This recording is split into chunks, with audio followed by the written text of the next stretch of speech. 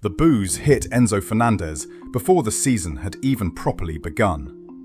Then came the jeers. Then came Chelsea supporters trying to drown each other out over the same player.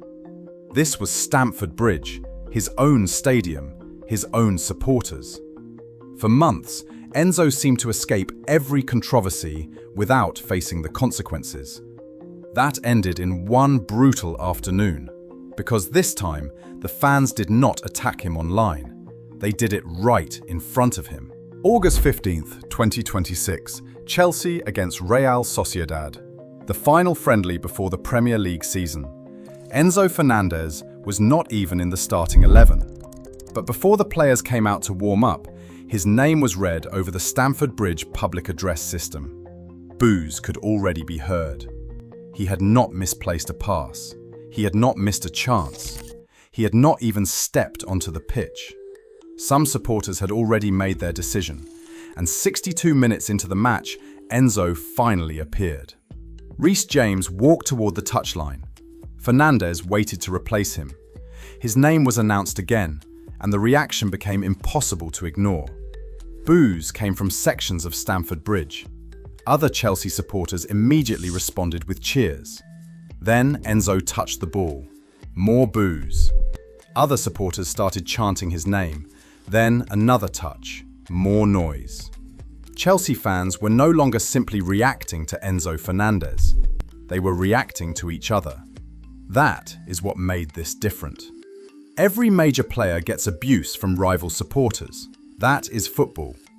But Enzo was not at Anfield. He was not at the Emirates. He was not standing in front of England supporters, still furious about what happened at the World Cup. He was home, and sections of his own stadium were telling him exactly how they felt. There is no single confirmed reason explaining every boo. Some supporters have been furious about his conduct surrounding Argentina. Others have watched him publicly question his Chelsea future. Some will remember both. But one fact matters more than all the theories. This hostility existed before Chelsea had even played a competitive minute in the 2026-27 season. And the timing was vicious. Less than 24 hours earlier, Chelsea's deadline for a £120 million offer for Fernandez had passed. Manchester City did not submit the required bid. Chelsea had spent weeks making their conditions clear. If somebody wanted Enzo, this was the price. If somebody wanted him badly enough, this was the moment. Nobody paid it. And almost immediately, Stamford Bridge answered him. So instead of escaping Stamford Bridge, Enzo walked straight back into it. That is where the old controversies matter, but only as context. The World Cup brought another storm around Fernandez. He scored Argentina's equaliser against England in the semi-final before Argentina eliminated them. He was then sent off as Argentina lost the final against Spain. Earlier controversies had already damaged his reputation with sections of English supporters. Then came months of uncertainty around Chelsea. Fernandez had told the club that he wanted to leave. Real Madrid publicly distanced themselves from a transfer. Manchester City then became the major possibility. And still, no transfer happened. Now think about what that means from the perspective of an angry Chelsea supporter. A player wants out. The club places a gigantic price on him. The glamorous moves fail to materialize. Then he returns. And Chelsea are expected to simply carry on. Some supporters clearly refused. But then came perhaps the strangest moment of the afternoon. Reece James removed the captain's armband. He walked toward Fernandez, and he handed it to him. Then James embraced him. The supporters were divided over Enzo Fernandez, while Chelsea's captain was publicly trusting him with the armband. That contradiction tells you everything about the problem Xabi Alonso has inherited. Inside the team, Enzo remains an important player. Outside it, part of the fan base is angry enough to boo him before competitive football has even begun. And while all this was happening, Chelsea's new record signing was having a very different afternoon. Morgan Rogers cost Chelsea £117 million. On his first appearance at Stamford Bridge, he scored. 11 minutes, goal. Huge reaction. A new Chelsea chant followed. One expensive midfielder was being welcomed into a new era. Another was walking into the same stadium surrounded by arguments over whether he should still be there.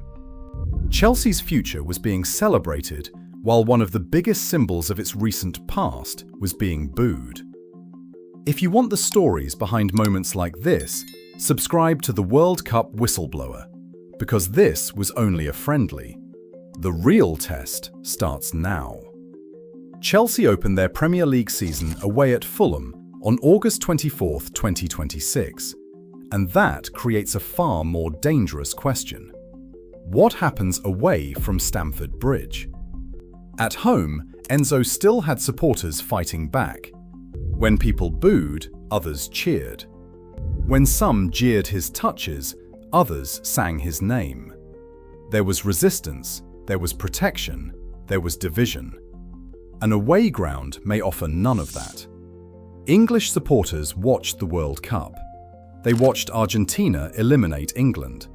They watched Fernandez become one of the central figures in the fallout. And now, every Premier League club knows something Chelsea supporters themselves demonstrated on Saturday. Enzo can be rattled from the stands. The songs will come, the abuse will come, every controversial tackle will feed it, every argument with an opponent will feed it, and every poor Chelsea performance will make it louder.